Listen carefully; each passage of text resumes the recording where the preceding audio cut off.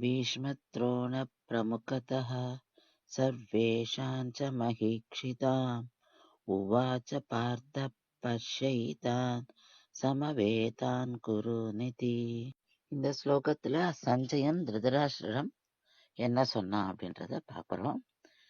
சஞ்சயன் திருதராஷ்டிரரே, அர்ஜுனன் கேட்டுக்கொண்டதற்கு இணங்க ஸ்ரீகிருஷ்ணன் அந்த மிக உயர்ந்த ரதத்தை 2 படைகளுக்கு இடையில் பீஷ்மருக்கும் துரோணருக்கும் முன்பும் அனைத்து அரசர்களுக்கு முன்பாகவும் நிறுத்துறார். முதலாக தன்னுடைய திருவாயை மலர்ந்து பேசுற பார்த்தனே, அதாவது அர்ஜுனனே, யுத்தத்திற்காக ஒருங்கே கூடியிருக்கும் இந்த கௌரவர்களை பார் என்று கூறினார் என்று சஞ்சயன் திருதராஷ்டிரனிடம் சொல்றார்.